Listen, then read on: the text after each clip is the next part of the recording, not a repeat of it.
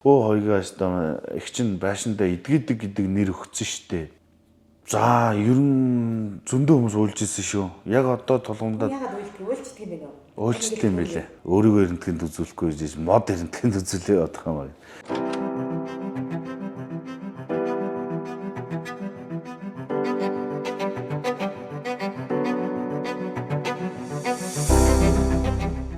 За намайг өнөр жаргалын Хоёбаатар гэдэг.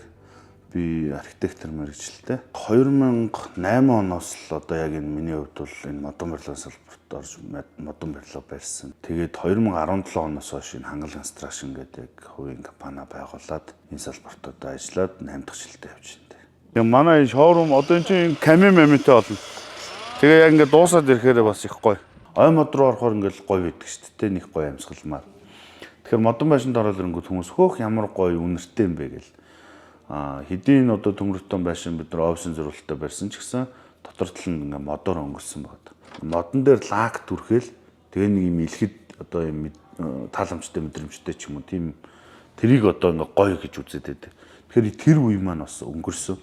Модыг бол одоо юу гэдэг усан сууртай тийм яг зориултын бодгаар нь бодож иж тухайн мод маань чигээ гаргаж чигээ шингээж одоо тэгээ амьсгалдаг гэдэг тэр нөгөө үнэр нь гарч ийн гэсэн. Тэгэхгүй нөгөө химийн бүтээгдэхүүнээр гадуур нь модныхоо гадуур бүрхүүл үсгчээр нөгөө мод маань амьсгалах боломжгүй болчих нь шүү дээ. Тэгэхээр модон байшин хүмүүсийн бас нэг буруу ойлголт нь бол их богино насжилттай юм болов уу гэж ингээд байдаг. Тэгэхээр одоо ингээд сүм дугуйн хийдгээл дэлхий дээр байгаа одоо олон жил болсон барилгуудыг ингээд үзье те. Тэгэхээр одоо Японд бол 1300 онд баригдсан сүм дугуйн хийд зөв арчлаа, зөв технологийн дагуу явах одоо хүртэл байж байгаа шүү дээ.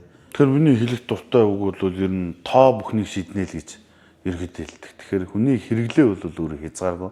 Тэгэхээр хүн эхлээд хэрэглээгээ тооцох хэрэгтэй юм шиг. Надад 80 м2 хэрэгтэй юу, 100 м2 хэрэгтэй юу? Тэр байшин тансаглалт хэрэгтэй юу, эсвэл үр хөвгөд агаар салхинд хэрэгтэй юу? Яг эрүүл мэндэд хэрэгтэй юу гэдгийг л сайн тооцох хэрэгтэй. 20 жил модон байшинд амьдэрсэн хүний насжилт 5-8 жилээр уртсах боломжтой байна гэдэг Японууд гаргацсан байна. Гэт дуртай бол одоо олон давуу талыг дөрж болохоор энэ тий. Харамсмаар зөндөө барилгууд дээр очиж ийсэн тий. Маш их хөрөнгө зарцуулсан, хитрхи хэрэглээгээ тооцоогүй том, дээр нь маш гоё байшин байгаад байдаг. Суурь нь буруу хэрэгдсэн, хагарчихсан. Тим харамсмаар энэ зөндөө л байдаг л та. За, ер нь зөндөө хүмүүс уйлж ирсэн шүү. Яг одоо тулгамдаа ягаад уйлждаг юм бэ нөө? Уйлждаг юм байлээ. Тэгээ янз янзын хүмүүс байсан л та. Зөндөө л хүмүүс уйлжсэн. Настай хүн байсан. Олон жил ингээд урхаагаар явсан юм байсан. Эхнэрээ амьд байхад энэ байшингаа ийм сайхан зүйлийг авсан бол ямар сайхан бэ гэд хараасаж уйлжсэн. Зарим хүмүүс одоо үүдээ Солонгост одоо 5-10 жил ажиллаад олсон бүх мөнгөө танаад ингээд итгэл хүлээлгээд тушаасан. Тэгэхэд миний итгэлийг алдсангүй харийн оронд олон жил халуун тарж хөтөн төрөөр ингээд явж хахад ийм өдөр ирнэ гэдэгт итгэлтэйгээр ингэсэн.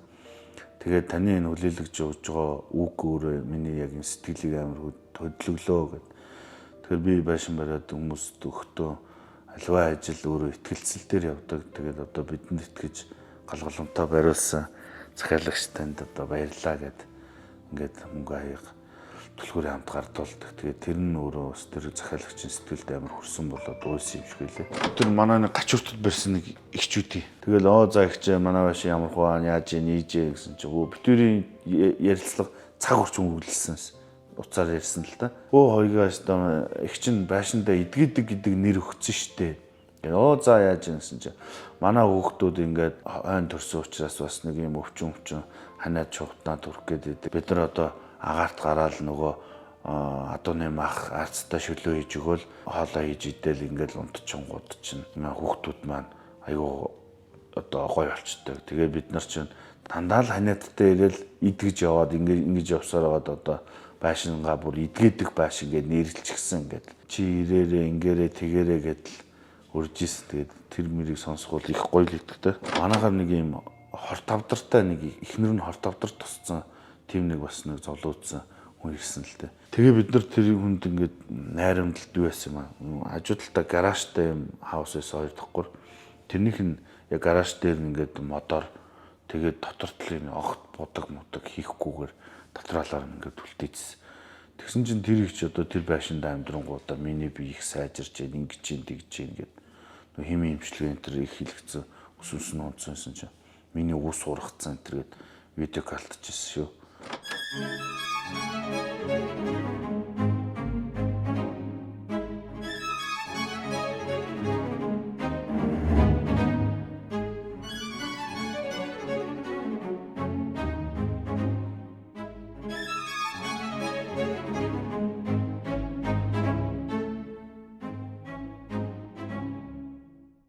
Энэ жил одоо тогны үн бас их өслөө те. Дулааны мөнгө нэмэгдэж байна. Тэрнтэй холбоотойгоор хүмүүс бие даасан дэд үтцтэй байхыг хүсэж байна. Тэгээд дэлхийн өөрөө энэ одоо хөлөмжийг бууруулах те доктортой хөгжлийн тэр залтуудыг дэмжих ёстой гэдэг. Төмөр бетон ч юм уу арматур одоо цемент энтрийг боловсруулахад маш их тийм хөлөмжийг ялгаруулдаг юм байна л да. Тэгэхээр мод боловсруулах үйлдвэр бол хавцангуй бага. Хоёрдугаарт одоо хүн ингээм амьсгал нүрс хүчлийн гарангууд энэ одоо өрөөнд дотор 1 м куб мод байх юм бол 0.8 тонн нүрс хүчлийг өөртөө шингээх боломжтой байна гэж Япончуудын бас хийсэн судалгаанууд байдаг. Интернетийн төхөөрөмж ингээд том өрөөндөө тавихад унтлагын өрөөнд ч гэсэн барьж идэг бол модон байшин бол тэр Wi-Fi энэ төр цацалтыг маш сайн тусгаарлаж чаддаг. Тэгэхээр энэ нь өөрөө бас л ингээд мод өөрөө эсийн хөндий бүтцтэй ийм юунаас хамаараа тэр долгионыг бас өөртөө маш шингээд юм байна. Одоо модны хөгжлийг ингээд харах юм бол 4 үе шаттай биш. Үүсэлтийн үе, өсөлтийн үе, тогтворжилтын үе, тэгээ уналтын үе. Тэгэхээр тэр тогтворжилтын үе буюу мод маань өөрөө нас биендээ гүйцээд ургаад энэ агаарт бол гол зорилго бол хүчил төрөгч үйлдвэрлэл зорилготой гэж үзэх юм бол тэр хүчил төрөгчөө үйлдвэрлээд яг тэр уналтын үе рүү очих одоо өмхрөх унахаас өмнө тухайн модыг амьд байгаа дээр нь одоо тастаж тайраад дараагийнх нь одоо тэр боловсруулалтанд орох. Тэгэхээр нэг модыг тайраад 10 мод тайр гэдэг ч юм уу те. Тэгэхээр байгаль дээр нөхөн сэргээгдэх цорын ганц барилгын материал бол мод юм а гэж. Хайраг чулууг аваад бетон болгоод цутгачих юм бол тэр чулуу бол эзэж төлчихгүй шүү дээ. Тэгэхээр бид нар бас одоо энэ компани алсын хараа бодож жоод одоо 2050 гэдэг ч юм уу одоогоос одоо 25 жилийн дараа те үйлдвэрийнхээ жилийн хэрэгцээг өөрсдийн тарьсан модороо оруулах боломжтой байна. Тэгэхээр бид нар энэ одоо Монгол улстай модны эрентгээнийг одоо нэвтрүүлсэн ахлагч компани баг те. Тэгэхээр хүмүүс бас хэлдэг. Өөрийгөө эрентгээнд үзүүлэхгүй гэж мод эрентгээнд үзүүлээ бодох юм байна. Ойм гэдэг одоо агрономч одоо мэрэгчлээ энэ найз маань ингээл манай офис дээр юм цэцгүүд тариад одоо бид нар хамтраад ийм хангалт төглийг байгуулъя гэдэг ийм одоо хүлэмж байгуулчихсан. Одоо ерөнхийлөгч маань тэр бум мод гэж ингээл хөтөлбөрөөр санаачилж байна. Устилимск буюу одоо Иркутскийн нэг мужаас одоо тэр муж бол одоо хамгийн өндөр ургадаг модтойгоор алдартай юм л да. Тэгээд тэндээс бид нар бол нэг 500 гаруй мянган модны өөр авцраад өөрсдийнхөө одоо энэ юунд хүлэмжинд үржүүлж байна. Устилимскийн нарсыг одоо юу гэдэг Канадын агч модтой үржилд оруулаад ингэх юм бол агч мод бол богино хугацаанд ингэж тэлдэг бүдүүн болдог мод гэхгүй. Тэгэхээр Монголын хамгийн өндөр мод гэх юм бол 8-аас 12 м орчим байгаа. Тэгэхээр Устилимскийн тэр нарс бол одоо 48, 50, 50-60 м байдаг тий. Тэгэхээр одоо Монгол модноос 2-3 дахин илүү өндөр мод байна гэсэн.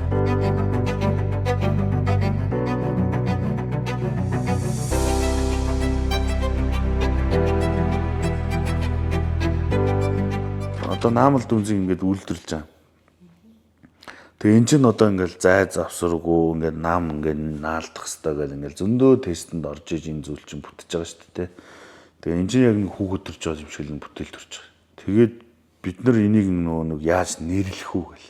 Тэгээ бид нар энийг хубаа гэдэг оюуны өмчөөр баталгаажуулаад энэ хэлбэрийг нь баталгаажуулж авсан байт. Бид нар яг нэг 10 гаруй юм оюуны өмч бүтээд эзэмшсэн юм л энэ модон барилгын юм дээр. Модон байшин үнэтэйг бол үнэтэй. Тэгтээ яагаад үнэтэй байгаа юм бэ гэдг нь өөрөө бас тайлбарлах нь чухал. За наамал дүнзээр эн чинь одоо ингээд мод чинь өөрөө нэг юм үүд шүү дээ юм цагирэг байдаг тий. Одоо модны насжилт гэж хүмүүс ярьдаг. Хүнээр бол артерий судсан аахгүй. Чигээ аваад мөчрнүүд рүүгээ дамжуулж байгаа гол артерий судсан. Энэ модны энэ артерий судсвал хамгийн их чихтэй байдаг. Энэ чиг гадагшлахаараа хагарал цуралтанд өртдөг. Заавал ингэж гадагшилж хагарч чиг нь гадагшилдаг байхгүй. Тэгэхээр нөгөө дүнз маань юм том 18 одоо 22-ын диаметртэй мөртлөө тал нь ингээ хагарчаар үлдсэн хэсэг нь дулааныг тусгаарлаад байна гэсэн үг те. Технологи байхгүй.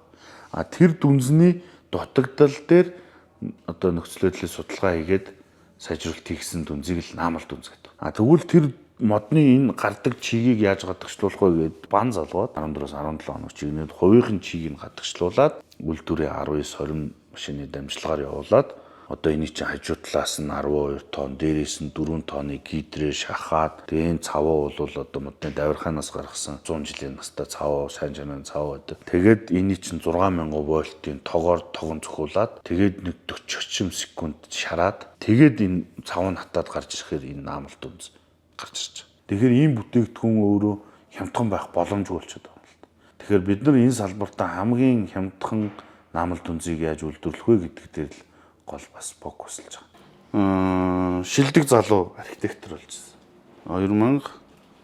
2017 он. Энэ бол юу одоо энэ 24 онд ой мод боловсруулах одоо нөөц ашиглалт гэдэг энэ төрөлд одоо инновац 2024 гэдэг энэ шагналыг авсан. Тэг инновац гэдэг хүмүүс хаус гэхэл нэг 2-3 давхар ор таршиглыг байх хэрэгтэй гэж ойлгоод байдаг. Тэгэхээр бид нар нөгөө нэг юм судалгааны байгууллагатай хамтраад судалгаа хийсэн. 85 бол тийм тансаг хэрэглээ биш байхгүй яг хүний хэрэглээ. 85-аас жижиг болчоор хүний хэрэглээ хангахгүй болчиход байгаа. Тэгэхээр 85-аас 135 гэж гарсан. Тэгэхээр 135-аас дээшээ бол илүүдл хэрэгцээ буюу нөгөө тансаглал болоо авчиж байгаа. Тэгэхээр хамгийн бага унтлагын өрөө бол 10 орчим метр квадрат. Тэгээд түүнээс дээш байх хэрэгтэй маань гэл. Тэгээд тэрнээс дээш бол хязгааргүй шүү дээ. Хүний хэрэглээ том байх юм бол. Тэгээд ер нь байшин хүлээлгэх нь өөрөө манай компанийн хувьд нэг юм юу журам байгаад байдаг. Одоо тэдний сарын тэдний өдөр сайн өдөр хүлээлцээ байшин маань дуусчлаа. За тгий ингээгээл нэг цаг тохироод бид нар уулзсан шүү дээ. Тэгээд ажилчид ирэхэд бол мэдээж байшингаа цэвэрлчихсэн, угаачсан. Тийм цагаан алчуурууданд нь дэлгэх ёстой ч гэдэг юм. Тэр цагаан алчуур дээр тэр нөгөө захиалагч заавал гიშгэж орох ёстой ч гэдэг юм уу те. За ороход камин зуухан дээр модын ингээд хаглааж иргээд мөнгө аяга те аруул хадаг тэгээд одоо түлхүүр. За тэгээд тэр байшингийн одоо нөгөө түүх гэх юм уу альбом баталгааны хуудаснууд тэр энэ байшин тийм мөнгөөр бодсон хүртэл тэр кодыг нь бид нар бичиж ингээд альбом болгоод тийм автцтай зүйлийг захиалагчтай хүлээлгэж өгдөг. Тэр бас компани сүлд дуутай. Тэгээд тэр сүлд дуугаа дуулна. За ингээд бригадын дарга нь өөрөө хоол хийн. Хоол нь ер нь хөвчлэн орчууд учраас нь хорхог боодог маягийн юм хийн. Тэр нь ер нь зааграа өгч байгаа юм бэхээр захиалагч хүн биднэрт итгээд ажилтай цалинтай хоолтой ойлгож яах гэдэг утгаараа нөгөө юу гэдэг лээ аягны хайр өдөртөө ахтай харж илтэй гэдэг шиг бид нар бас тэр хүнийг тэр хоолндаар дайлаад тэгээд байшингаа одоо жаргалтайгаар хүлээлгэж өгдөгтэй. Тэгээд хүмүүс маань ер нь сэтгэл ханамжтай барийн нулимс унгаад авах нь олонтой байдаг шүү. Тэгээд ганц нэг бас сөрөг юмнууд гарна шүү дээ. Мөнгө өгчөнгөө түн чин толгой дээр гараал зээл хагас түн санг өдөр шинэг утастаал тэ ингэж гинөө тэгж гинөө яга ажил дээрээ байхгүй байна. Тэгээд би өөрөө тэрийг л гардаж барих хэрэгтэй гэдэг тийм шаардлага төр тавьдаг тийм хүмүүс байдаг. Яг юуны төлөө ингэж яваад байгаа ашигын мэдээж ашигын төлөө. Тэгтээ яг философи нь юу байх юм бэ гэж. Тэгэхээр нөгөө байгууллагын эрхэм зорилгыг нөгөө зохиохоос эхлэх байх тэ. Тэгэхээр бидний эрхэм зорилго гэж байна л бид хүнийг дээдэлж эрүүл амьдрах орчин гэрхэмлэн инженер инновацийн төгс шийдлэр хэрэглэгчийн сэтгэл ханамжийг ямагт дээдлэх замаар дэлхийн модон барилгын стандартыг Монголд гэж. Нэлээ ингээд уртал болчиход байгаа юм л да. Тэгвэл энийг ингээд задлах юм бол хүн гэж бид хүнийг дээдлэн. Тэгэхээр бид нар ямар нэгэн тоног төхөөрөмж юм уу үнэтэй юм аа дээдлэхгүй гэж. Хүний чинь цаана юу байх вэ гэхээр ажил олгогч, ажилтан, хөрөнгө оруулагч, захиалагч гэдэг зөндөө юм байна. Бидний борлуулалт бол хэрэглэгчийн сэтгэл ханамж буюу түүний хамаарал бүхий хүмүүс ингээл дараа дараагийнхаа уламжлал бидний өмнөөс маркетинг хийгээд тэгээ ингээ амнаас ам дамжиж явдаг юм зүйл байна. Өөрсдийнхөө одоо офисын хашаан дотор дахиад ийм шоурум загварын байшин барьж байна. Шоурумаа бол сэргээгдэх эрчим хүч буюу нарны солиор банаал эрчим хүчний хэмнэлт. Тэгэхээр эрчим хүчний хэмнэлт гэдэг чинь өөрөө дулаан алдагдaltaгүй дулаалгатай байшин гэж хэлээд байгаа шүү дээ. Тэрийгээ дахиад сэргээгдэх эрчим хүчээр яаж эрчим хүчний зардлыг нь бууруулах юм 50%, 70% бууруулж болох юм бэ. Монголд ч бас энэ талаар зөндөө юм хийж байгаа туршлагатай компаниуд байна. Тэгэхээр энэ манай загварын шоурум дээр одоо сэргээгдэх эрчим хүч, нарны солиор банаал, салхин захилгаан станц ч юм те газрын гүний дулаан гэдэг ямар одоо төрлүүд шийдлүүд байж болдیں۔ Тэдгэр хүмүүстэй одоо бид нээлттэй хамтарч ажиллая гэсэн юм бодолтойгоор шоурум их ажлыг эхлүүлээ яаж. Тэгээд энэ үрдээ үлдээ хүнэт төрөнгийг тань бид бүтэн гэдэг ингээд нэг юм өөрөө байгаа шүү дээ. Энд чинь бас зүгээр бодоогүй ер нь үрдээ үлдээж болно тийм үү. Гэхдээ эн чинь цаагаараа бас нөгөө утгаар нь ойлгох юм бол үрдээ үлдээж байгаа амьдралын зөв хэв маяг те эрүүл эко амьдралыг ингэж сонгож байгаа нь өөрөө амьдралын хамгийн чухал зүйл шүү. Миний орон сууцнд амьдарч байгаа хүмүүс мэдээж ажилдаа өснө. Өглөө цас орсон байхад тэр чинь өөрөө гараад шүр бариад шүрдэж шүү дээ. Бороо орно, гадаа юм хураан оруулна. Тэгэхээр чин зүлэг услан нөгөөдхөө зүлгээ тарихын тулд, модоо тарихын тулд ядаж нэг хурц зүв бариа сурчин те. Тэгэхээр мэдээж хүн болгоно л эрүүл чирийг ажилтаа л өснө л дээ. Үрдээ үлдээх үнэт хөрөнгөнд бид бүтээн хангал construction